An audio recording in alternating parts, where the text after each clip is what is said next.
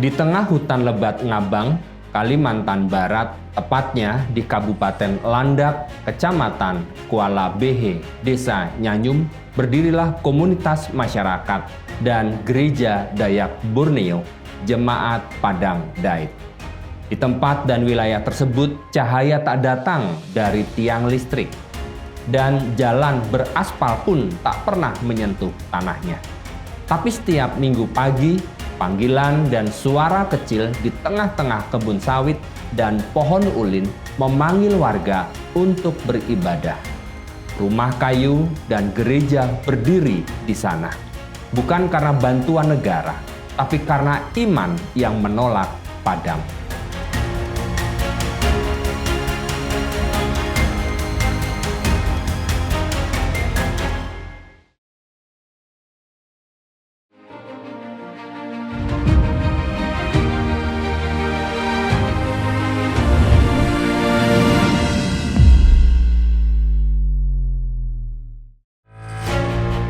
Selamat datang di channel Ikatan Kristen Nusantara. Hari ini kita akan mendengar suara dari hutan Jemaat Dayak Borneo.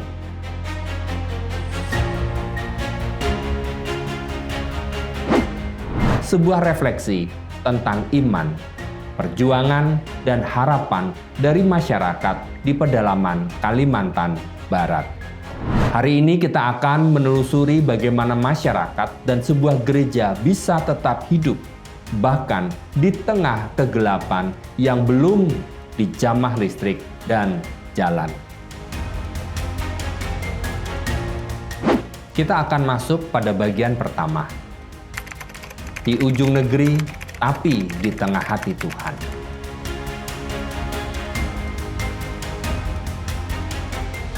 Mari kita mulai dari sebuah pertanyaan sederhana. Mengapa masih ada wilayah di Indonesia yang tak tersentuh listrik dan jalan pada tahun 2025? Jemaat di Padang Dait adalah salah satu contohnya. Terletak di pedalaman Kabupaten Landak, Kecamatan Kuala Behe, Kalimantan Barat. Kampung ini hanya bisa dijangkau lewat jalan tanah. Perlu berjalan kaki berjam-jam apabila musim hujan dan sesekali naik kendaraan roda 2 atau motor.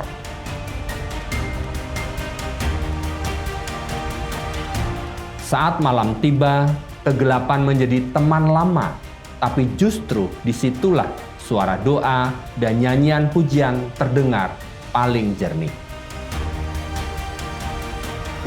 Menurut Dr. Franciscus Simon Rombot, seorang antropolog dan peneliti Dayak dari Universitas Tanjung Pura, menjelaskan bahwa masyarakat Dayak memilih daya tahan spiritual yang luar biasa karena hidup mereka berakar pada alam dan komunitas.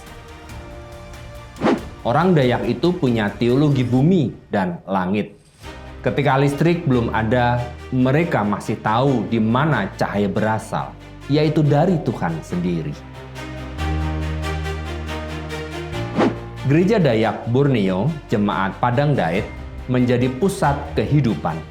Ia bukan hanya tempat ibadah, tapi juga tempat belajar, berbagi hasil kebun, dan tempat menenun harapan. Tanpa sinyal ponsel yang konsisten, tanpa lampu, mereka membangun komunikasi lewat kebersamaan, sebuah spiritualitas yang sudah hampir hilang di kota-kota besar. Mari kita masuk pada bagian kedua, jejak sejarah yang terlupakan.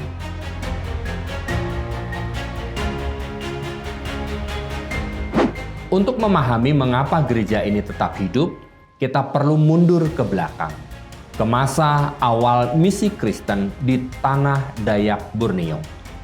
Menurut sejarawan Gereja Indonesia, Pendeta Ian Sihar Aritonang, misi Kristen ke Kalimantan Barat mulai aktif sejak awal abad ke-20 melalui Zending Basel dan Katolik Belanda.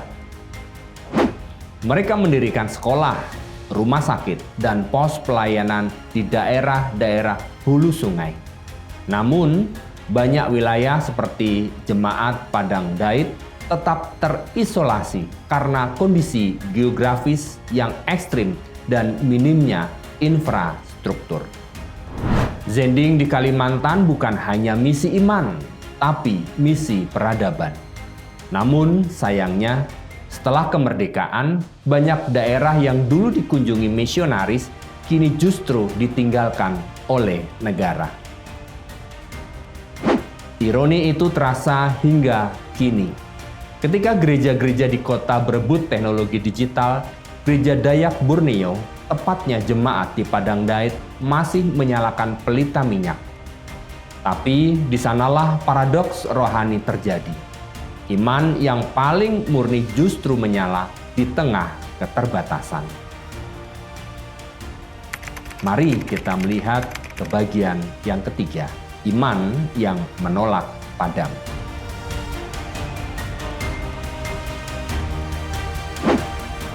Dalam catatan pendeta Samuel Ebang, seorang pendeta Dayak yang melayani sejak 1998, ia menulis, "Kami tidak punya listrik, tapi kami punya api Roh Kudus. Kami tidak punya jalan, tapi kami punya arah menuju Kristus." Ungkapan ini menjadi simbol dari ketahanan iman jemaat pedalaman. Ketika malam datang dan hanya ada pelita kecil di altar, jemaat berkumpul membawa senter atau obor dari damar hutan. Anak-anak duduk di lantai kayu, belajar membaca Alkitab dengan cahaya seadanya. Tidak ada sound system, tapi suara mereka menggema menembus hutan. Dalam obrolan saya dengan jemaat di Padang Daid, seorang ibu jemaat berkata, "Kami sudah biasa tanpa listrik, tapi kalau tanpa ibadah kami merasa mati." Ungkapan tersebut sangat menggugah. Di kota banyak yang punya terang tapi kehilangan arah. Di pedalaman mereka tak punya terang tapi tak pernah kehilangan arah iman. Mari kita masuk pada bagian yang keempat, gereja sebagai titik peradaban.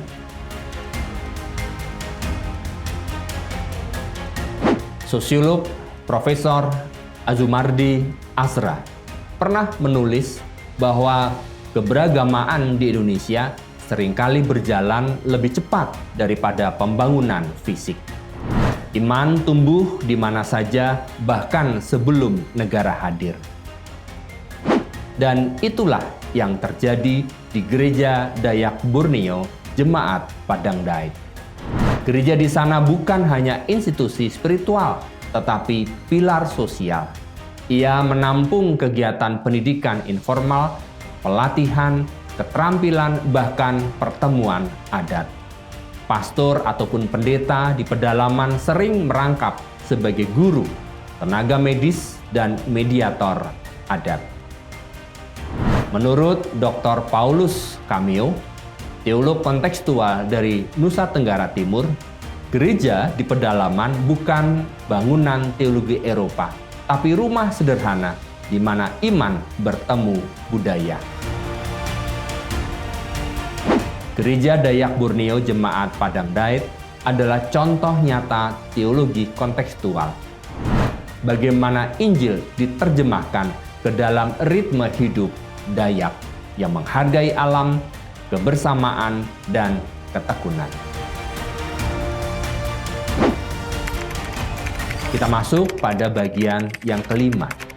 Ketika negara tak datang, gereja tetap bertahan.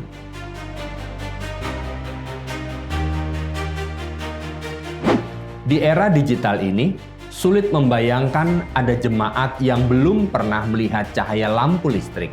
Tapi bagi jemaat Padang Daid, ini adalah kenyataan sehari-hari. Ironisnya, mereka bukan menolak modernitas, melainkan belum dijangkau oleh modernitas itu sendiri. Dalam laporan Lembaga Swadaya Masyarakat ataupun LSM Kemitraan Lingkungan, disebutkan bahwa masih ada lebih dari 2.000 desa di Kalimantan yang belum teraliri listrik. Jemaat Padang Dait termasuk di antaranya. Bantuan pemerintah kerap terhenti karena medan sulit dan prioritas politik yang rendah. Namun gereja tak pernah menunggu izin untuk bertindak. Setiap kali ada warga yang sakit, jemaat menggotongnya bersama menuju sungai atau pos kesehatan terdekat. Setiap kali hujan membuat jalan curam, licin dan berlumpur. Mereka menambalnya dengan batang pohon dan doa. Dan setiap kali malam terlalu gelap, mereka menyalakan lagu pujian. Karena cahaya iman lebih kuat dari kegelapan fisik. Mari kita masuk pada bagian ke-6, suara dari hutan, panggilan bagi kita.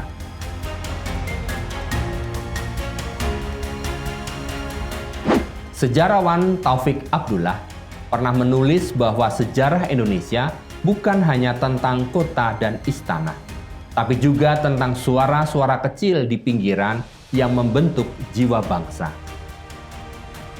Padang Dait adalah salah satu suara itu. Suara dari hutan gereja Dayak Borneo Jemaat Padang Dait bukan sekedar keluhan, itu seruan profetik. Mereka mengingatkan kita bahwa pembangunan sejati tak hanya diukur dari jaringan listrik, tapi juga dari terang kasih dan keadilan. Bagaimana mungkin kita bicara tentang Indonesia Emas 2045 jika masih ada jemaat yang tak bisa menyalakan satu lampu untuk membaca Alkitab malam hari? Gereja Dayak Borneo Jemaat Padang Dait telah menjadi metafor hidup tentang ketekunan iman. Bahwa iman sejati bukan soal kenyamanan, tapi kesetiaan dalam keterbatasan. Mari kita masuk pada segmen yang ke-7. Harapan yang tumbuh di tanah terlupakan. Harapan bagi jemaat Dayak Borneo di pedalaman tidak datang dari bantuan besar, tapi dari solidaritas kecil. Semoga ada pribadi dan komunitas yang tergerak dan terketuk hatinya, terutama komunitas gereja di Pontianak, Jakarta, ataupun komunitas-komunitas lain untuk mulai menggalang dana untuk pembangunan jalan setapak permanen ataupun panel surya. Mari kita datang bukan hanya membawa terang, tapi membantu mereka memantulkan terang yang sudah mereka punya. Karena sesungguhnya mereka tidak menunggu diselamatkan, mereka hanya ingin berjalan bersama. Di tengah dunia yang semakin sibuk, kisah seperti jemaat Dayak Borneo di Padang Dait mengingatkan kita untuk berhenti sejenak, menengok ke dalam dan bertanya, apakah kita yang hidup dalam terang masih memiliki nyala yang sama seperti mereka yang hidup dalam gelap?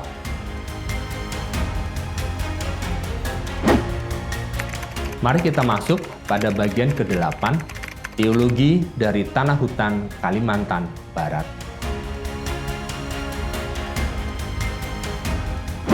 Dari perspektif teologi kontekstual, kisah jemaat Dayak Borneo Padang Dait menunjukkan bahwa iman tidak membutuhkan infrastruktur besar untuk bertumbuh. Menurut Pendeta Eka Dharma Putra, iman Kristen di Indonesia harus menjadi iman yang membumi, hadir dalam penderitaan rakyat, dan menjadi garam di tempat yang paling sepi. Itulah yang dilakukan Gereja Dayak Borneo. Mereka tidak membangun menara, tapi menyalakan obor di tengah gelap. Mereka tidak bicara tentang digitalisasi iman, tapi menghidupi Injil dengan kesederhanaan yang berakar pada bumi.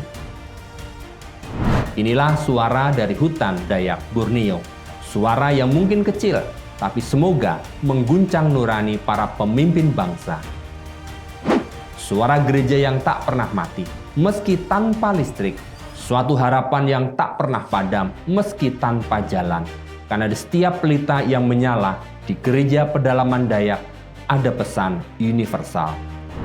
Tuhan tak hanya bersemayam di gedung megah, tapi juga di pondok kayu di tengah hutan rimba. Akhirnya, dari hutan Kalimantan Barat, kita belajar bahwa terang sejati bukan datang dari kabel listrik, tapi dari iman yang hidup. Jemaat Dayak Borneo Padang Dait telah membuktikan bahwa iman tak bisa dimatikan oleh kegelapan, dan kasih Kristus bisa menyala bahkan di tempat paling terpencil. Mari kita dengarkan suara dari hutan itu, bukan hanya dengan telinga, tapi dengan hati. Karena mungkin dalam diamnya hutan, Tuhan berbicara tentang Indonesia yang sesungguhnya. Saya Pendeta Indriat Moko pamit dari episode Suara dari Hutan Dayak Borneo, gereja yang tak pernah mati meski tanpa listrik dan akses jalan. Sampai jumpa di episode berikutnya, dan jangan lupa, selama iman masih menyala, tak ada tempat yang terlalu jauh bagi kasih Tuhan. Terima kasih, Tuhan memberkati.